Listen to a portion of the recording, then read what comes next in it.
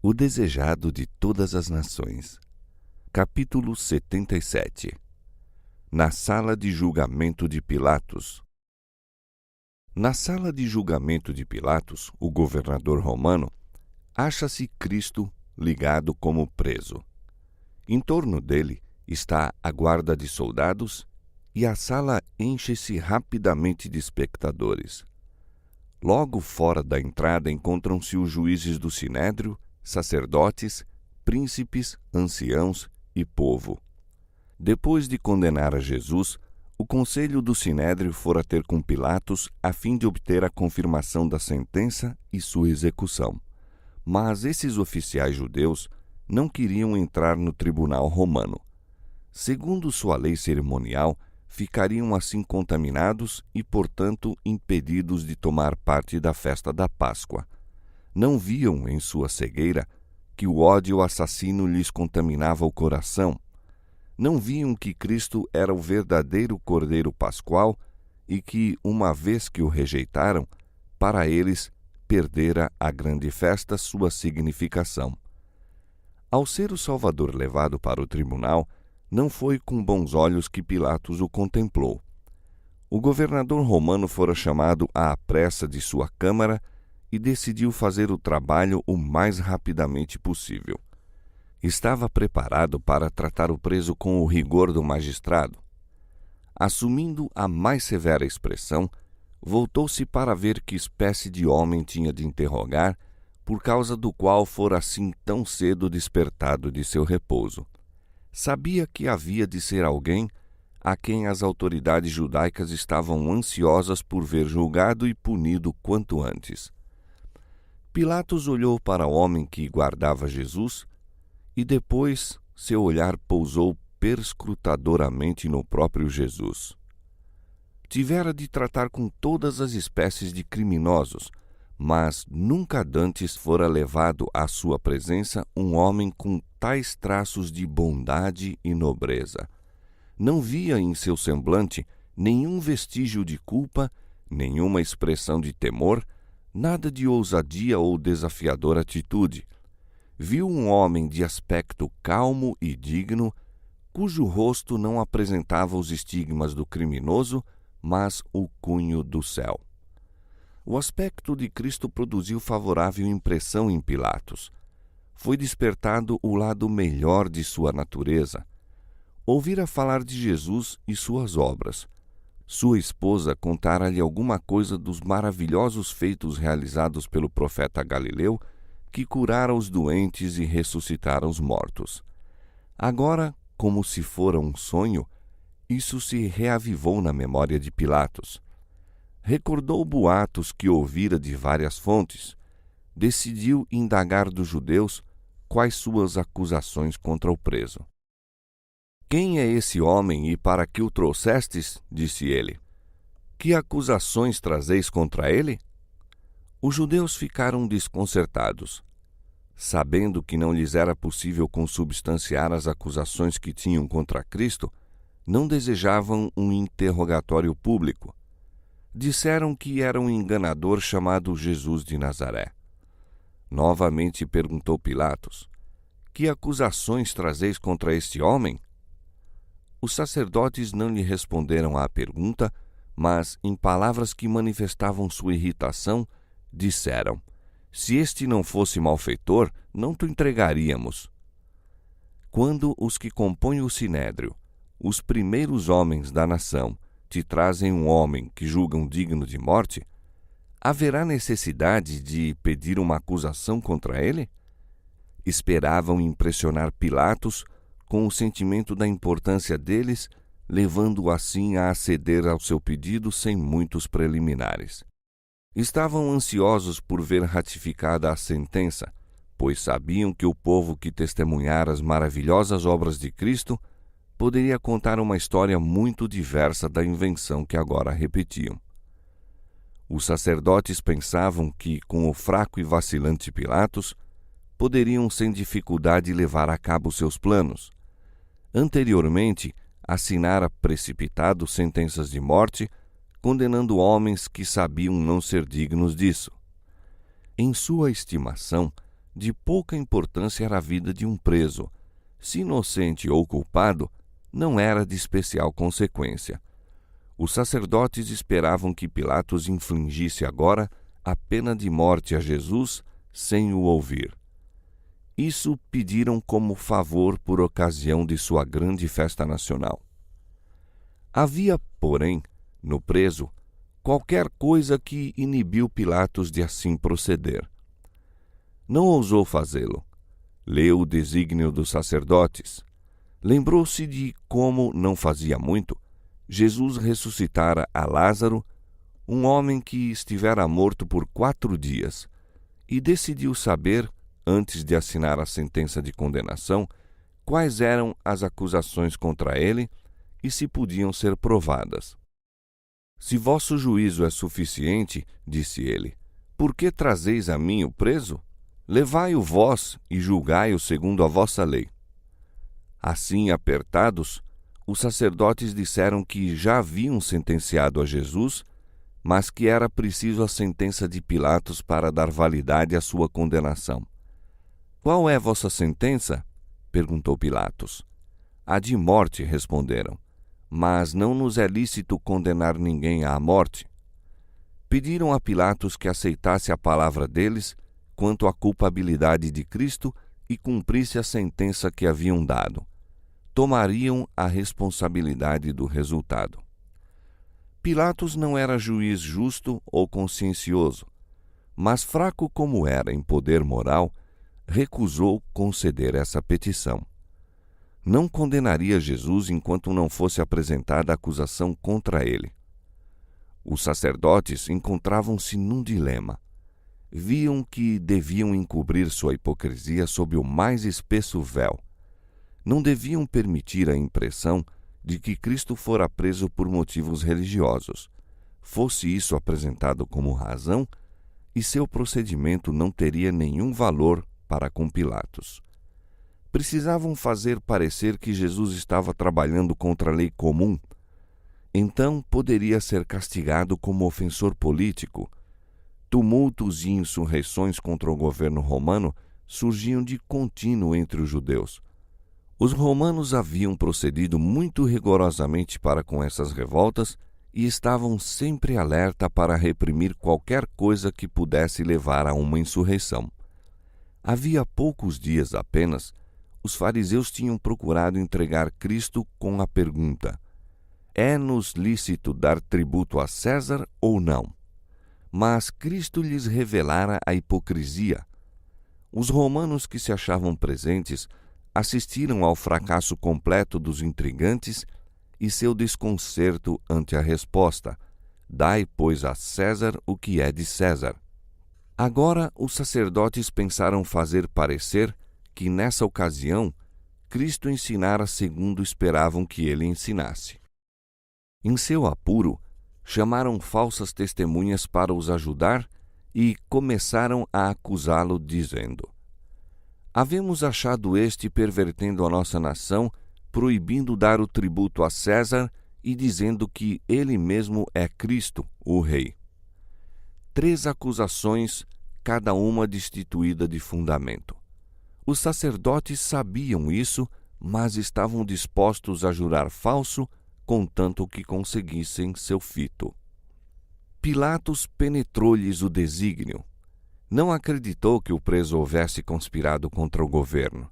Seu aspecto manso e humilde estava totalmente em desacordo com essa acusação. Pilatos convenceu-se de que se urdira artificioso trama contra um inocente que embaraçava o caminho dos dignitários judeus. Volvendo-se para Jesus, perguntou: tu és o rei dos judeus? O Salvador respondeu: tu o dizes. E ao falar ele, sua fisionomia iluminou-se como se um raio de sol sobre ela incidisse. Ao ouvirem-lhe a resposta, Caifás e os que com ele estavam chamaram Pilatos como testemunha de que Jesus concordara com o crime que o acusavam. Com ruidosos brados, sacerdotes, escribas e príncipes exigiram que fosse sentenciado à morte. Os gritos foram repetidos pela turba, fazendo-se um barulho ensurdecedor. Pilatos ficou confundido. Vendo que Jesus não dava nenhuma resposta a seus acusadores, disse-lhe Pilatos: Nada respondes? Vê quantas coisas testificam contra ti. Mas Jesus nada mais respondeu. De pé, por trás de Pilatos, à vista de todo o pátio, ouvia Cristo os insultos, mas não respondeu nenhuma palavra a todas as falsas acusações contra ele feitas. Toda a sua atitude dava prova da inocência consciente. Ficou inabalável em face da fúria das ondas que se lhe quebravam em torno. Era como se os violentos ímpetos da ira, erguendo-se mais e mais alto, com as vagas do clamoroso oceano, se despedaçassem ao seu redor, sem o tocar, no entanto. Ficou mudo, mas eloquente era o seu silêncio. Era como se o homem exterior fosse iluminado por uma luz provinda do interior. Pilatos estava admirado de seu porte. Despreza esse homem os acontecimentos porque não se importa de salvar a vida? Perguntava a si mesmo. Contemplando Jesus a suportar insultos e zombarias sem represália, sentiu que ele não podia ser tão injusto como estava sendo os sacerdotes que clamavam. Esperando obter dele a verdade e escapar ao tumulto, Pilatos tomou Jesus à parte e tornou a interrogá-lo. Tu és o rei dos judeus? Jesus não respondeu diretamente a essa pergunta. Sabia que o Espírito Santo estava lutando com Pilatos e deu-lhe oportunidade de reconhecer a própria convicção. Tu dizes isto de ti mesmo? Perguntou. Ou disseram-te outros de mim? Isto é, será a acusação dos sacerdotes ou o desejo de receber luz de Cristo que motivava a pergunta de Pilatos? Pilatos compreendeu a intenção de Jesus, mas surgiu o orgulho em seu coração. Não queria reconhecer a convicção que o assaltava. Porventura sou eu judeu? Disse. A tua nação e os principais dos sacerdotes entregaram-te a mim. Que fizeste? Passara a oportunidade áurea de Pilatos. Todavia, Jesus não o deixou ainda sem luz. Conquanto não respondesse diretamente à pergunta de Pilatos, declarou abertamente a própria missão. Deu a entender a Pilatos que não buscava um trono terrestre. O meu reino não é deste mundo, disse ele. Se o meu reino fosse deste mundo, pelejariam meus servos para que eu não fosse entregue aos judeus. Mas agora o meu reino não é daqui. Disse-lhe Pilatos: Logo, tu és rei? Jesus respondeu: Tu dizes que eu sou rei. Eu para isso nasci e para isso vim ao mundo, a fim de dar testemunho da verdade. Todo aquele que é da verdade ouve a minha voz. Cristo afirmou que sua palavra era em si mesma uma chave que revelaria o mistério aos que estivessem preparados para recebê-lo. Ela possuía em si um poder que a recomendava, e isso era o segredo da ampliação de seu reino de verdade.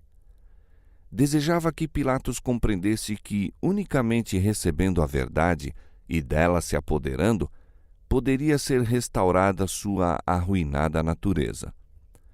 Pilatos teve desejo de conhecer a verdade. Seu espírito estava confundido. Apegou-se ansioso às palavras do Salvador e o coração agitou-se-lhe num grande anelo de saber o que ela era realmente e como a poderia obter. Que é a verdade? Indagou. Mas não esperou a resposta. O tumulto lá fora lembrou-lhe os interesses do momento, pois os sacerdotes clamavam por ação imediata. Saindo para onde estavam os judeus, declarou com veemência: Não acho nele crime algum. Essas palavras de um juiz pagão foram uma demolidora repreensão à perfídia e falsidade dos príncipes de Israel que acusavam o Salvador. Ao ouvirem os sacerdotes e anciãos isso de Pilatos, sua decepção e cólera não tiveram limites. Haviam tramado e esperado longamente essa oportunidade. Ao verem a perspectiva de Jesus ser solto, pareciam prontos a despedaçá-lo. Acusavam Pilatos em altas vozes e ameaçaram-no com a censura do governo romano. Culparam-no de não querer condenar a Jesus, que, afirmavam, se erguera contra César.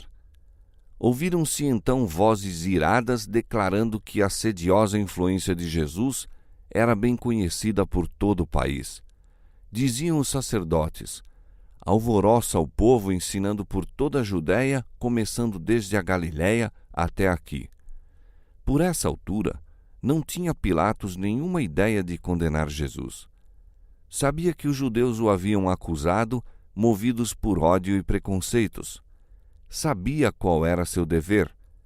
A justiça exigia que Jesus fosse imediatamente solto, mas Pilatos temia a má vontade do povo. Recusasse ele entregar-lhe Jesus, erguer-se-ia um tumulto e isso ele temia enfrentar. Ao ouvir que Cristo era da Galiléia, decidiu mandá-lo a Herodes, governador daquela província, o qual se achava então em Jerusalém. Com esse procedimento, pensava transferir a responsabilidade do julgamento para Herodes. Julgou também que era boa oportunidade de pacificar uma velha questão existente entre ele e Herodes. E assim aconteceu.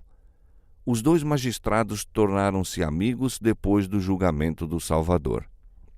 Pilatos entregou novamente Jesus aos soldados e, por entre os escárnios e insultos da massa, foi ele atropeladamente conduzido ao tribunal de Herodes. E Herodes, quando viu a Jesus, alegrou-se muito. Nunca se encontrara com o Salvador, mas havia muito que desejava vê-lo por ter ouvido dele muitas coisas e esperava que lhe veria fazer algum sinal. Esse Herodes era aquele cujas mãos estavam manchadas do sangue de João Batista. Ao ouvir falar de Jesus, a princípio ficou aterrorizado e disse: este é João que mandei degolar, ressuscitou dos mortos.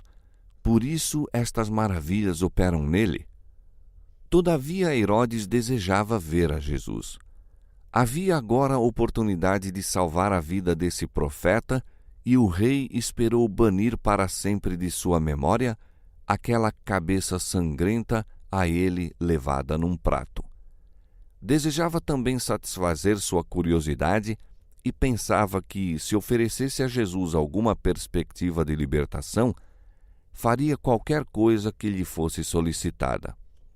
Um grande grupo de sacerdotes e anciãos acompanhara Cristo a Herodes, e ao ser o Salvador introduzido, esses dignitários, falando todos excitadamente, insistiram em suas acusações contra ele. Mas Herodes pouca atenção lhes deu. Impôs silêncio, desejando o ensejo de interrogar a Cristo. Ordenou que soltassem as cadeias de Jesus, criminando ao mesmo tempo seus inimigos de o atarem rudemente. Olhando compassivamente o sereno rosto do Redentor do mundo, nele leu unicamente sabedoria e pureza. Da mesma maneira que Pilatos, ficou convencido de que Cristo fora acusado por malignidade e inveja. Herodes interrogou a Cristo com muitas palavras, mas o Salvador se manteve em profundo silêncio. Ao mando do rei, foram introduzidos decrépitos e mancos, sendo ordenado a Cristo que provasse suas reivindicações pela operação de um milagre. Afirmam que podes curar os enfermos, disse-lhe Herodes. Estou ansioso por ver que tua grande fama não é mentira. Jesus não respondeu e o rei continuou a insistir. Se podes operar milagres por outros, faze-os agora para teu próprio bem e isso te servirá para um bom desígnio. Outra vez ordenou: mostra-nos um sinal de que possuis o poder que a fama te tem atribuído. Mas Cristo era como alguém que não visse nem ouvisse. O Filho de Deus tomara sobre si a natureza humana. Devia agir como o tem de fazer o homem em idênticas circunstâncias. Portanto, não operaria um milagre para se poupar a si mesmo a dor e a humilhação que o homem deve sofrer quando colocado em condições semelhantes. Herodes prometeu que, se Jesus realizasse algum milagre em sua presença, seria solto. Os acusadores dele eram testemunhas oculares das poderosas obras feitas por seu poder.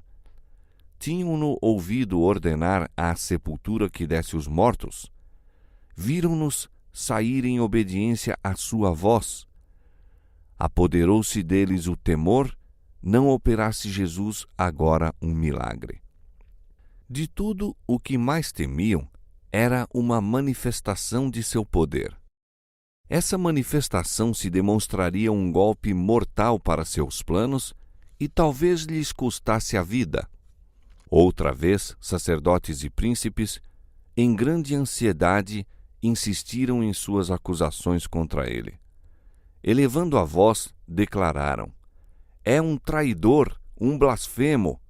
Opera milagres por meio do poder que lhe é dado por Beelzebu, o príncipe dos demônios." A sala tornou-se cenário de confusão, uns gritando uma coisa, outros outra. A consciência de Herodes estava agora muito menos sensível do que quando tremera de horror ante o pedido de Herodias para que lhe desse a cabeça de João Batista.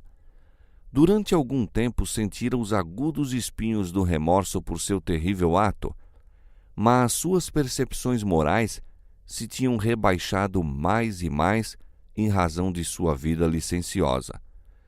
Tinha agora tão endurecido o coração que podia mesmo gabar-se do castigo infligido a João por ousar reprová-lo. E ameaçou então a Jesus, declarando repentinamente que tinha poder para libertá-lo e para condená-lo. Nenhum indício da parte de Jesus dava, entretanto, a compreender que ele ouvisse uma palavra. Herodes irritou-se por esse silêncio. Parecia indicar completa indiferença por sua autoridade. Para o vão e pomposo rei, teria sido menos ofensiva uma franca censura do que ser assim passado por alto. De novo ameaçou irado a Jesus, que permaneceu impassível e mudo. A missão de Cristo neste mundo não era satisfazer ociosas curiosidades. Veio para curar os quebrantados de coração. Pudesse ele ter proferido qualquer palavra para sarar as feridas das almas enfermas de pecado, e não guardaria silêncio. Não tinha, no entanto, palavras para os que não fariam senão pisar a verdade com seus profanos pés. Cristo poderia ter dirigido a Herodes palavras que penetrariam nos ouvidos do endurecido rei. Podê-lo-ia haver sacudido com temor e tremor pela exposição de toda a iniquidade de sua vida e do horror de seu próximo fim. Mas o silêncio de Cristo era a mais severa repreensão que lhe poderia ter ministrado. Herodes rejeitara a verdade que lhe fora anunciada pelo maior dos profetas e nenhuma outra mensagem havia de receber. Nem uma palavra tinha para ele a majestade do céu. Aqueles ouvidos sempre abertos para os lamentos humanos não tinham lugar para as ordens de Herodes. Aqueles olhos, sempre fixos no pecador arrependido, com um amor cheio de piedade e de perdão, não tinham nenhum olhar para conceder a Herodes. Aqueles lábios que emitiram a mais impressiva verdade, que em acentos da mais terna súplica pleitearam com o mais pecador e mais degradado, cerraram-se para o soberbo rei que não sentia necessidade de um salvador. O rosto de Herodes se ensombrou de paixão. Voltando-se para a turba, acusou encolerizado a Jesus de impostor. E depois para ele: se não deres prova de tua pretensão, entregar-te-ei aos soldados e ao povo. Talvez sejam bem-sucedidos em te fazer falar. Se és um impostor, a morte por suas mãos é a única coisa que mereces. Se és o Filho de Deus, salva-te a ti mesmo operando um milagre. Mal se proferiram essas palavras, e fez-se uma arremetida para Cristo. Como animais ferozes, precipitou-se a multidão para a sua presa. Jesus foi arrastado de um lado para outro, unindo-se Herodes à turba em buscar humilhar o Filho de Deus. Não se houvessem interposto os soldados romanos, repelindo para trás a massa enfurecida, e o Salvador teria sido feito em pedaços. Herodes, com os seus soldados, desprezou-o e, escarnecendo dele, vestiu-o de uma roupa resplandecente. Os soldados romanos juntaram-se nesses ultrajes. Tudo quanto ímpios, corruptos soldados, ajudados por Herodes e os dignitários judeus, podiam instigar, foi acumulado sobre o Salvador. Todavia, não perdeu sua divina paciência. Os perseguidores de Cristo tentaram medir-lhe o caráter pelo deles próprios. Tinham-no figurado tão vil como eles, mas por trás de toda a presente aparência introduziu-se, malgrado seu, outra cena que eles hão de ver um dia em toda a sua glória. Houve alguns que tremeram na presença de Cristo. Enquanto a rude multidão se inclinava diante dele em zombaria, alguns que se adiantaram para esse fim recuaram aterrorizados e mudos. Herodes ficou convicto. Os últimos raios de misericordiosa luz incidiam sobre seu coração endurecido pelo pecado. Sentiu que este não era um homem comum, pois a divindade irradiara através da humanidade. Ao mesmo tempo que Cristo estava cercado de escarnecedores, adúlteros e homicidas, Herodes sentiu estar contemplando um Deus sobre seu trono. Endurecido como estava, não ousou Herodes ratificar a condenação de Cristo. Desejava livrar-se da terrível responsabilidade e mandou Jesus de volta para o tribunal romano. Pilatos ficou decepcionado e muito desgostoso. Quando os judeus voltaram com o preso, perguntou-lhes impaciente o que queriam que ele fizesse. Lembrou-lhes que já interrogara Jesus e não achara nele crime algum. Disse-lhes que tinham trazido queixas contra ele, mas não eram capazes de provar uma única. Mandara Jesus a Herodes, o tetrarca da Galiléia e compatriota seu, mas também ele não encontrara nele coisa alguma digna de morte. Castigá-lo-ei, pois, disse Pilatos, e soltá-lo-ei. Aí mostrou Pilatos sua fraqueza. Declarara que Jesus era inocente e, no entanto, estava disposto a fazê-lo açoitar para pacificar os acusadores. Sacrificaria a justiça e o princípio a fim de contemporizar com a turba. Isso o colocou desvantajosamente. A turba contou com sua indecisão e clamou tanto mais pela vida do preso. Se a princípio Pilatos houvesse ficado firme, recusando-se a condenar um homem que considerava inocente, teria quebrado a fatal cadeia que o ligaria em remorso e culpa enquanto vivesse. Houvesse posto em ação suas convicções do direito e os judeus não teriam ousado ditar-lhe a conduta.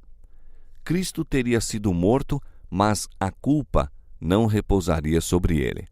Mas Pilatos dera passo após passo na violação de sua consciência. Escusara-se a julgar com justiça e equidade e viu-se agora quase impotente nas mãos dos sacerdotes e príncipes. Sua vacilação e indecisão foram a ruína dele. Mesmo então Pilatos não foi deixado agir às cegas. Uma mensagem de Deus o advertiu do que estava para cometer. Em resposta às orações de Cristo, a esposa de Pilatos foi visitada por um anjo do céu e vira em sonho o Salvador e com ele conversara.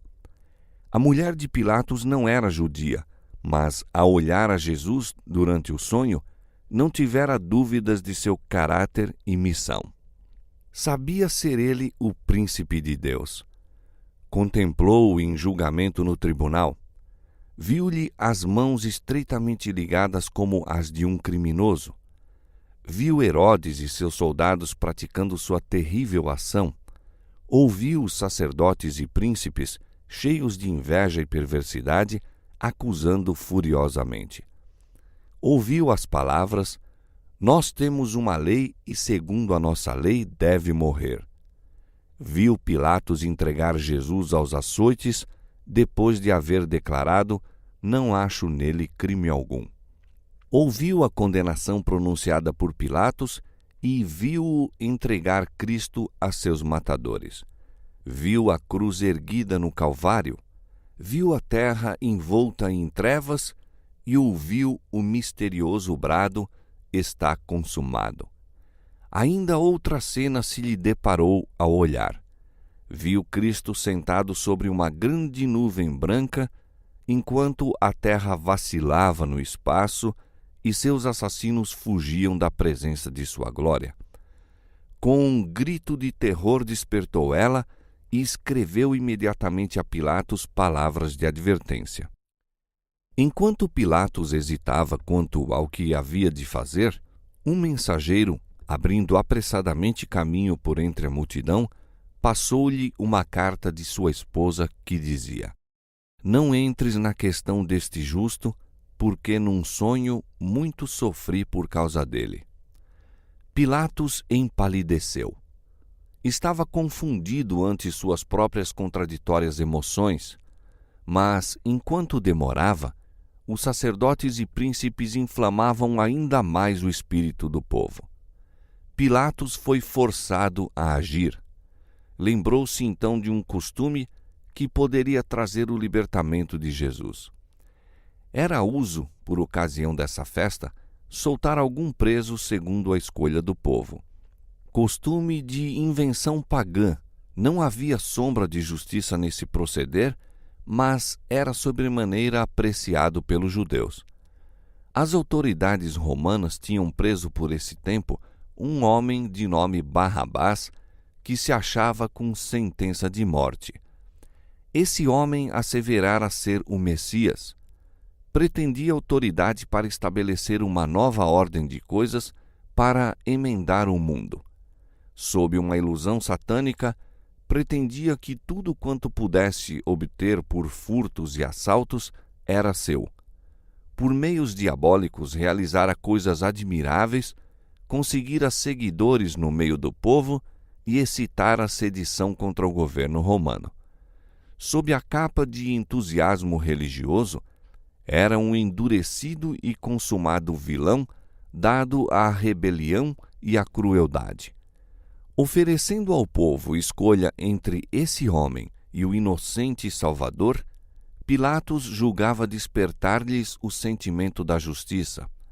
Esperava conquistar-lhes a simpatia para Jesus em oposição aos sacerdotes e príncipes. Assim, voltando-se para a multidão, disse com grande ardor: "Qual quereis que vos solte? Barrabás ou Jesus chamado Cristo?"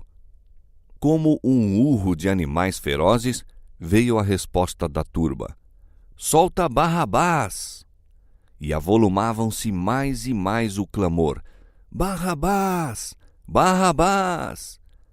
Pensando que o povo talvez não houvesse compreendido a pergunta, Pilatos exclamou outra vez: "Quereis que vos solte o rei dos judeus?"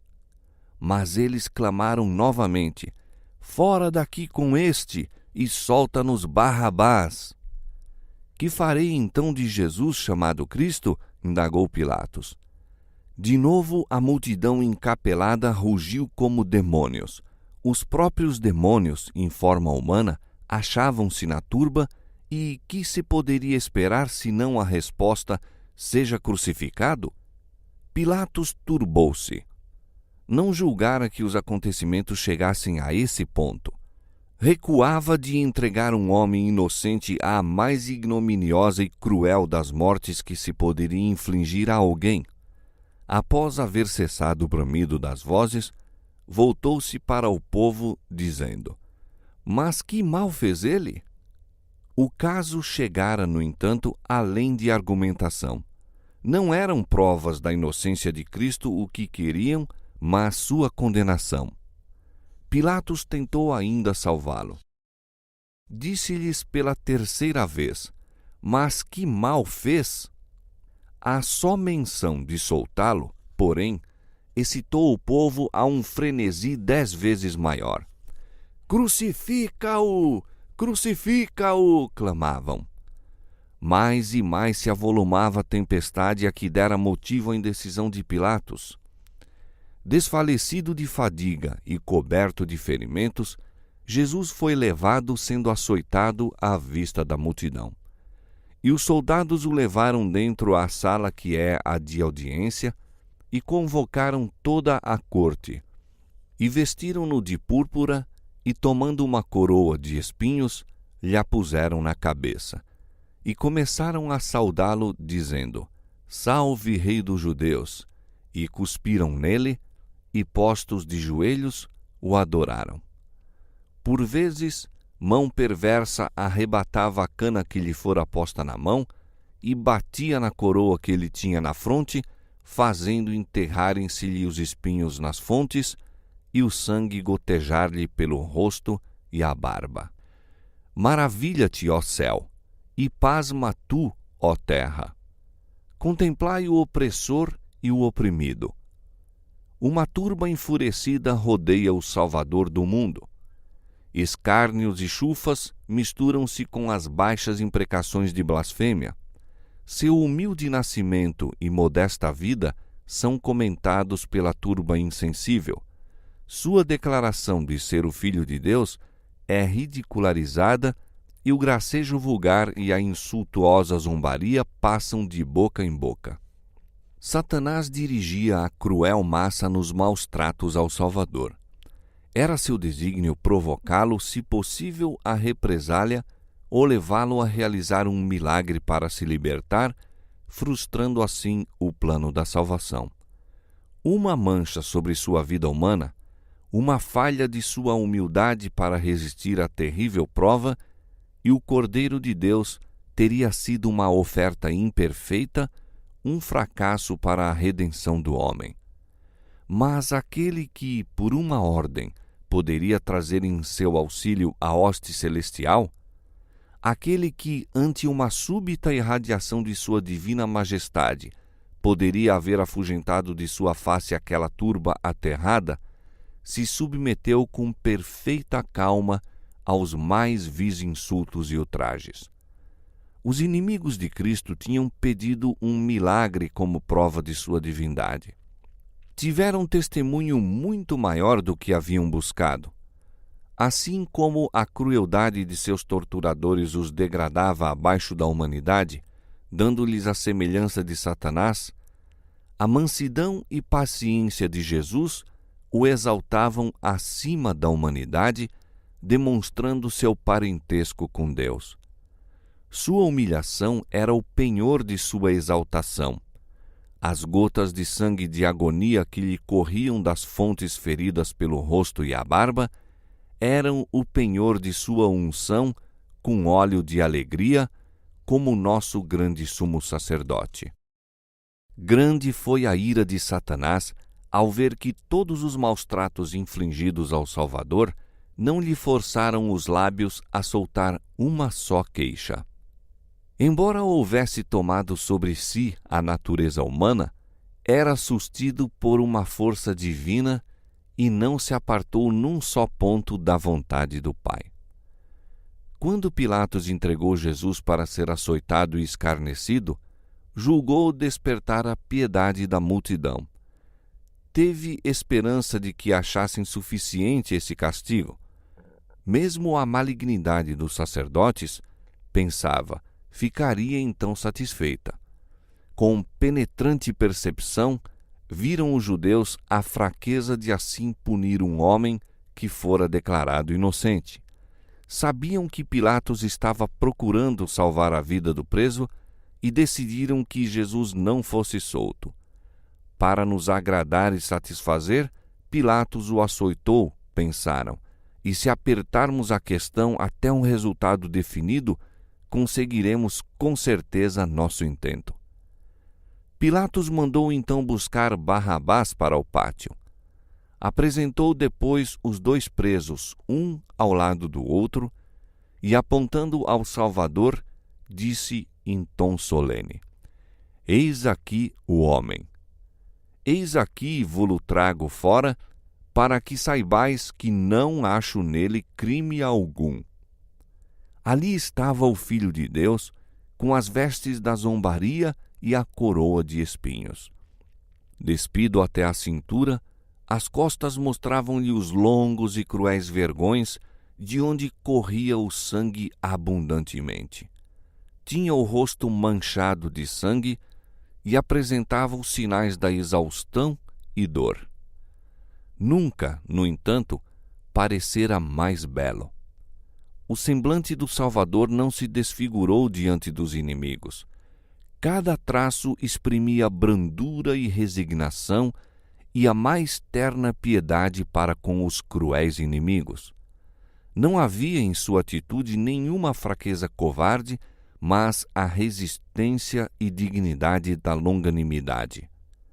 Chocante era o contraste do preso ao seu lado. Cada linha da fisionomia de Barrabás proclamava o endurecido criminoso que era. O contraste foi manifesto a todos os espectadores. Alguns dentre eles choravam. Ao olharem a Jesus, o coração encheu-se-lhes de simpatia. Mesmo entre os sacerdotes e principais, convenceram-se de que ele era tudo quanto dizia ser. Os soldados romanos que rodeavam Cristo não estavam todos endurecidos.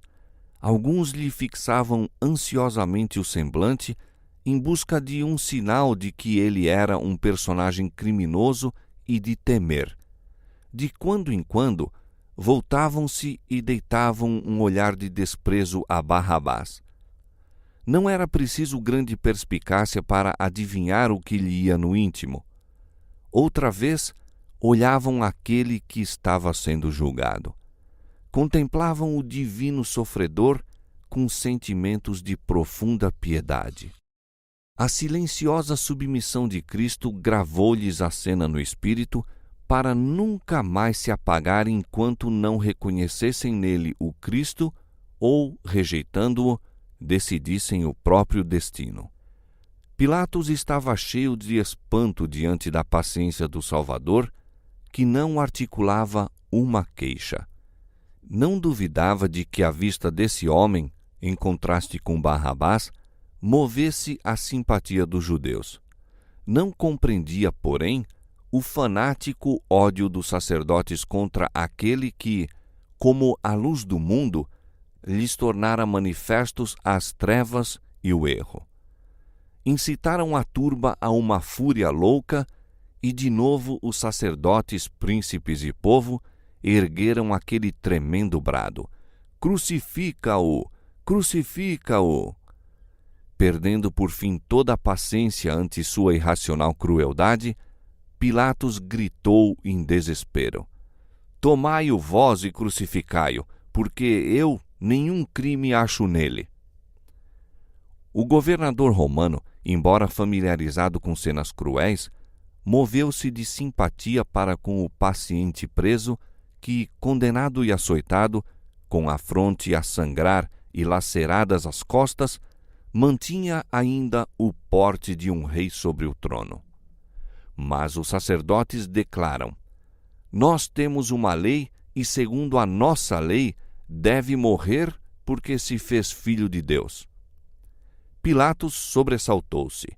Não possuía nenhuma ideia exata de Cristo e sua missão, mas tinha uma vaga fé em Deus e em seres superiores à humanidade.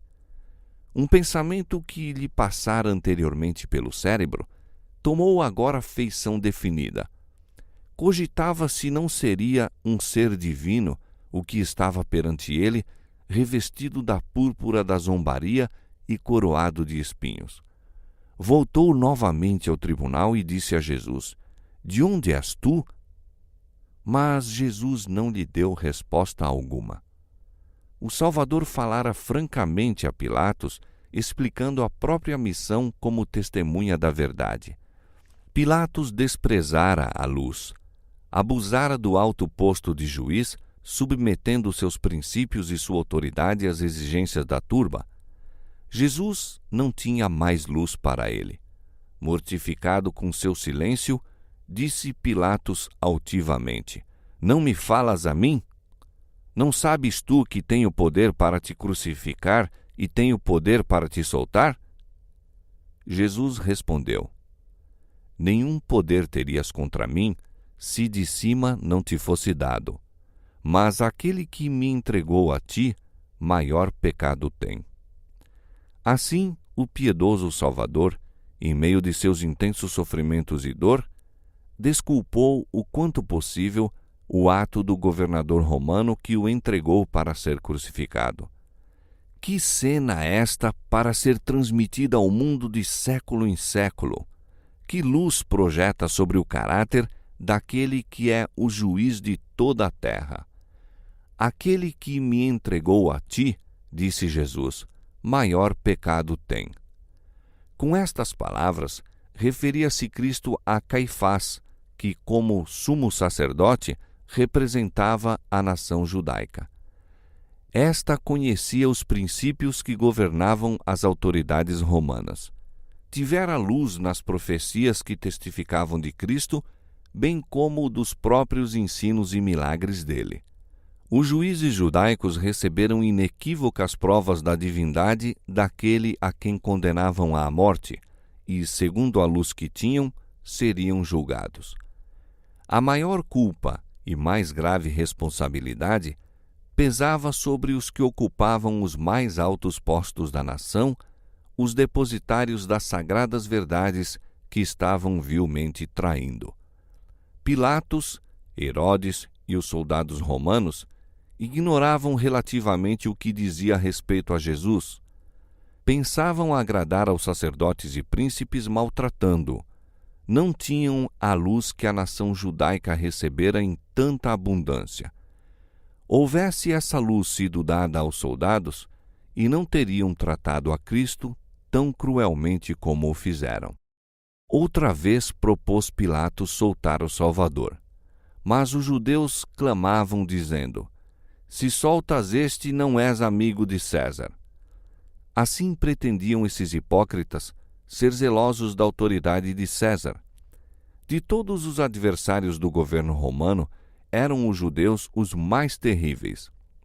Quando lhes era dado fazê-lo com segurança, mostravam-se os mais tirânicos em impor suas exigências nacionais e religiosas. Em querendo, porém, levar a cabo qualquer cruel desígnio, exaltava o poder de César. Para consumar o aniquilamento de Jesus, eram capazes de professar lealdade ao governo estrangeiro que odiavam. Qualquer que se faz rei é contra o César, continuaram. Isso era tocar num ponto fraco de Pilatos. Ele estava suspeito ao governo romano e sabia que tal notícia constituía a ruína para si. Sabia que se os judeus fossem contrariados, sua cólera se voltaria contra ele. Não recuariam diante de coisa nenhuma para realizar sua vingança. Tinha diante de si o exemplo da persistência com que buscavam a vida daquele a quem aborreciam sem causa. Pilatos assentou-se então no tribunal, no assento do juiz, e tornou a apresentar Jesus ao povo, dizendo: Eis aqui o vosso rei. De novo se fez ouvir o furioso brado: Tira, tira, crucifica-o! Numa voz que se podia ouvir até longe, Pilatos perguntou: Hei de crucificar o vosso rei? Mas de profanos e blasfêmios lábios partiram as palavras: Não temos rei senão o César. Escolhendo assim um governo pagão, apartara-se a nação judaica da teocracia. Rejeitara a Deus como rei. Não tinha daí em diante mais libertador. Não tinha rei senão o César. A isso os sacerdotes e doutores levaram o povo. Por isso, bem como pelos terríveis resultados que se seguiram, eram eles responsáveis. O pecado de uma nação e sua ruína eram devidos aos guias religiosos. Então Pilatos, vendo que nada aproveitava, antes o tumulto crescia, tomando água, lavou as mãos diante da multidão, dizendo: Estou inocente do sangue deste justo, considerai isso. Com temor e um sentimento de condenação própria, olhou Pilatos ao Salvador. No vasto oceano de rostos levantados, unicamente o seu estava sereno. Parecia fugir-lhe em torno da cabeça uma suave luz. Pilatos disse consigo mesmo: Ele é um Deus. Virando-se para a multidão, declarou: Estou limpo de seu sangue. Tomai-o vós e crucificai-o. Mas notai isto, sacerdotes e príncipes: eu o declaro justo. Que aquele que ele diz ser seu Pai vos julgue a vós e não a mim pela obra deste dia. Depois, para Jesus: perdoa-me esta ação. Não te posso salvar. E fazendo açoitá-lo, entregou-o para ser crucificados. Pilatos anelava libertar a Jesus. Viu, porém, que não podia fazer isso e conservar ainda sua posição e honra. De preferência a perder seu poder no mundo, escolheu sacrificar uma vida inocente. Quantos há que, para escapar a um prejuízo ou sofrimento, de igual modo sacrificam o princípio? A consciência e o dever apontam um caminho e o interesse egoísta indica outro. A corrente dirige-se vigorosamente para o lado errado e aquele que transige com o mal é arrebatado para a espessa treva da culpa. Pilatos cedeu às exigências da turba. A arriscar sua posição, preferiu entregar Jesus para ser crucificado.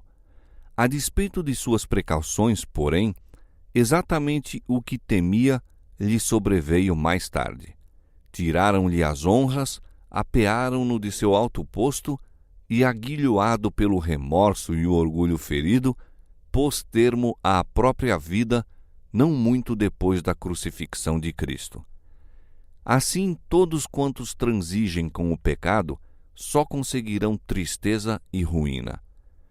Há caminho que ao homem parece direito, mas o fim dele são os caminhos da morte. Quando Pilatos se declarou inocente do sangue de Cristo, Caifás respondeu desafiadoramente: o seu sangue caia sobre nós e sobre os nossos filhos. As tremendas palavras foram repetidas pelos sacerdotes e príncipes e ecoadas pela turba num bramir não humano de vozes. Toda a multidão respondeu dizendo: seu sangue caia sobre nós e sobre nossos filhos. O povo de Israel fizera sua escolha. Apontando a Jesus, dissera: fora daqui com este e solta-nos Barrabás. Este, ladrão e homicida, representava Satanás. Cristo era o representante de Deus. Cristo fora rejeitado, Barrabás preferido. Barrabás teriam eles. Fazendo sua escolha, aceitaram aquele que desde o princípio fora mentiroso e homicida. Satanás era seu guia. Como nação, seguir-lhe-iam os ditames, fariam suas obras, teriam de suportar-lhe o domínio. O povo que escolheu Barrabás em vez de Cristo havia de sentir a crueldade de Barrabás enquanto o tempo durasse. Olhando o ferido Cordeiro de Deus, os judeus exclamaram: o seu sangue seja sobre nós e sobre nossos filhos. Aquele espantoso brado subiu ao trono de Deus. Aquela sentença pronunciada contra si mesmos foi escrita no céu. foi ouvida aquela súplica. O sangue do Filho de Deus tornou-se perpétua maldição sobre seus filhos e os filhos de seus filhos. Terrivelmente se cumpriu isso na destruição de Jerusalém. Terrivelmente se tem manifestado na condição do povo judeu durante 18 séculos. Um ramo cortado da videira, um morto e estéril ramo para ser colhido e lançado no fogo. De terra para terra, através do mundo, de século em século, mortos em ofensas e pecados. Terrivelmente será aquela súplica atendida no grande dia do juízo. Quando Cristo volver de novo à terra, não como preso rodeado pela plebe, hão de vê-lo os homens. Hão de vê-lo então como o Rei do céu. Cristo virá em sua própria glória, na glória do Pai e na dos santos anjos. Miríades e milhares de anjos, os belos e triunfantes filhos de Deus, possuindo inexcedível formosura e glória, hão de acompanhá-lo. Então se assentará no trono de sua glória, e diante dele se congregarão as nações. Então todo olho o verá, e também os que o traspassaram. Em lugar de uma coroa de espinhos, terá uma de glória, uma coroa dentro de outra.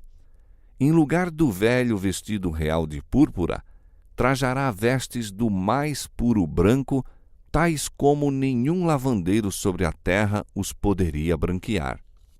E nas vestes e na sua coxa estará escrito um nome: Rei dos Reis e Senhor dos Senhores. Os que dele zombaram e o feriram, ali estarão. Os sacerdotes e príncipes contemplarão novamente a cena do tribunal. Cada circunstância há de aparecer diante deles como se escritas com letras de fogo. Então os que rogaram: o seu sangue caia sobre nós e sobre nossos filhos, receberão a resposta à sua súplica. Então o mundo inteiro saberá e compreenderá. Perceberão a quem eles, pobres, fracos e finitos seres humanos, estiveram a combater. Em terrível agonia e horror, hão de clamar as montanhas e as rochas: caí sobre nós e escondei-nos do rosto daquele que está assentado sobre o trono e da ira do Cordeiro, porque é vindo o grande dia da sua ira, e quem poderá subsistir?